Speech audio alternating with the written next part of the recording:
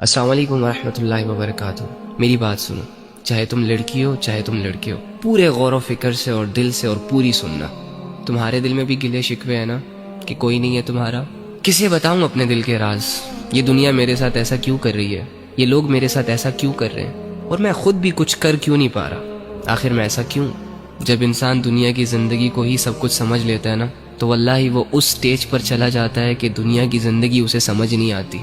Any how, تو ایک کام کر، آج رات جب سب سو جائے نا، تو چھپکے سے اٹھنا، کسی کو کانوں کان خبر نہیں ہونی چاہیے، اور سب سے الگ تھلگ ہو کر جانماز پکڑ، بچھا اور اس پر کھڑا ہو جا، ہاتھ باندھ، آنکھیں بند کر، امیجن کر کہ تیرا رب تیرے سامنے کھڑا ہے، وہ رب جس کا تو بندہ ہے، اور اسے اپنا سب کچھ مان، اور یہ تصور کر کہ آج میں اپنے رب کو اپنی حالت دکھانے آیا ہوں، آج میں اپنے رب سے اس دنیا کی شکایتیں کرنے آیا ہوں، آج میں اپنے رب سے دل کے راز بیان کرنے آیا ہوں۔ 2 رکعت نفل نماز پڑھ، اور نماز پڑھنے کے بعد جھولی پھیلا دے، ہاتھ اٹھا دے، بچھا دے خود کو، اور دل کی گہرائیوں سے پکار اپنے اس رب کو جو تیرے دل کے حال کو جانتا ہے، جو تب بھی تیرے ساتھ تھا جب دنیا تیرے ساتھ نہیں تھی، جو تب بھی تیرے ساتھ تھا جب دنیا تجھے جانتی نہیں تھی، اور جو آج بھی تیرے ساتھ ہے۔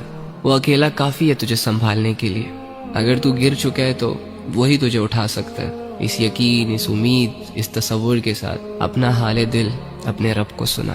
ایک آنسو کا قطرہ نکل آیا نا، یا تیری آنکھیں صرف نم ہو گئی، یا چلو اگر تمہیں صرف اتنا احساس ہو گیا کہ میں اللہ کے سامنے بیٹھا ہوں، میں اللہ ہی سے بات کر رہا ہوں، یقین کر کے اٹھنا کہ تیرا رب تجھ سے راضی ہے۔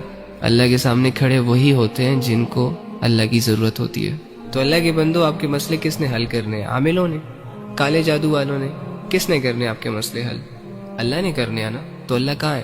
ایکچولی میں آئی ڈونٹ نو وائی ہمارا یہ مائنڈ سیٹ بنا ہوا ہے کہ اللہ کچھ اسپیسیفک جگہوں میں پایا جاتا ہے، اور اللہ رب العزت کی جو مغفرت کے فیصلے ہوتے ہیں وہ نیک لوگوں کے لیے ہوتے ہیں، یا اللہ رب العزت جن لوگوں کی دعائیں قبول کرتا ہے وہ بہت نیک ہوتے ہیں، لمبے لمبے سجدے اور پاک صاف رہنے والے ہوتے ہیں۔ ہاں ٹھیک ہے، ان کا اپنا درجہ ہے، لیکن اس کا یہ مطلب بھی تو نہیں ہے نا کہ ایک عام انسان اللہ تک پہنچ نہ سکے، ایک عام انسان اپنے دل کی بات اللہ کو نہ کہہ سکے، اور اللہ رب العزت کو اپنی طرف متوجہ نہ کر سکے۔ وہ کہتے ہیں کہ کوئی کعبے سے خالی ہاتھ لوٹ آیا تو کوئی گھر بیٹھے خدا کو پا گیا۔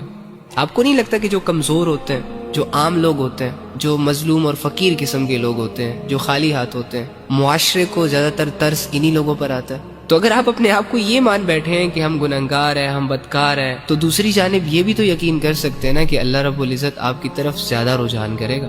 اللہ کے بندو، اللہ کہہ رہے میں تمہارے شارک کے بھی قریب ہوں۔ اس اللہ سے اپنے مسئلے حل کرواؤ جو اللہ ساری زبانوں کو سمجھتا ہے، جو اللہ دل کے حال کو جانتا ہے۔